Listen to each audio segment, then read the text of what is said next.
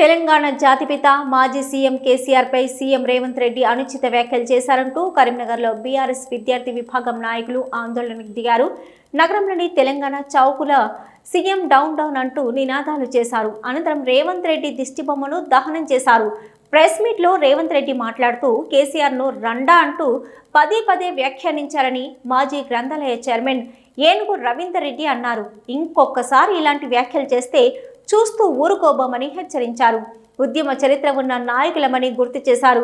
ఓటుకు నోటు కేసులో రెడ్ హ్యాండెడ్గా దొరికిన దొంగ సీఎం రేవంత్ రెడ్డి అన్నారు. పిచ్చి మాటలు మాట్లాడడం మానుకోకపోతే ప్రజలు తిరగనివ్వరని తెలిపారు.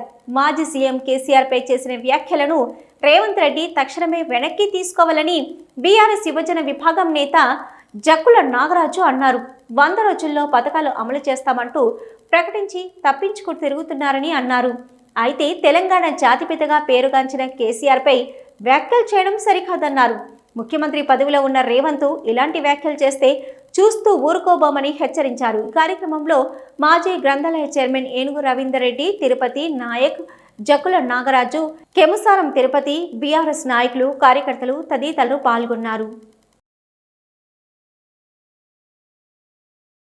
మాజీ ముఖ్యమంత్రి అయిన కల్వకుంట్ల చంద్రశేఖరరావు గారిని ఉద్దేశించి రండా అని పదే పదే అనే పదం వాడిన రేవంత్ రెడ్డి గారిని దిష్టిబొమ్మ దహనం చేస్తూ ఇంకొకసారి రేవంత్ రెడ్డి గారు రండా అనే పదం వాడితే ఖబర్దార్ అని చెప్తా ఉన్నాం.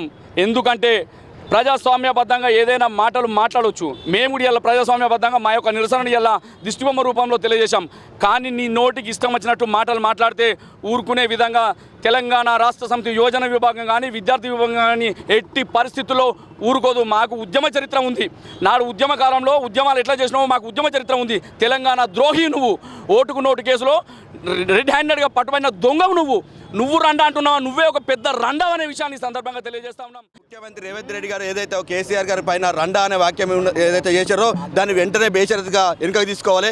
తెలంగాణ తీసుకొచ్చిన మహాత్మా గాంధీ కేసీఆర్ని పట్టుకొని రండా అంటే నువ్వు రండావు. ఏదైతే 100 రోజులలో చేస్తాన్న పథకాలు ఏది కూడా అమలు చేయకపోతున్నావు, నువ్వు రండావు. నువ్వు నోటు కేసులో దొంగ అయిన రేవంత్ రెడ్డి ఖబర్దార్.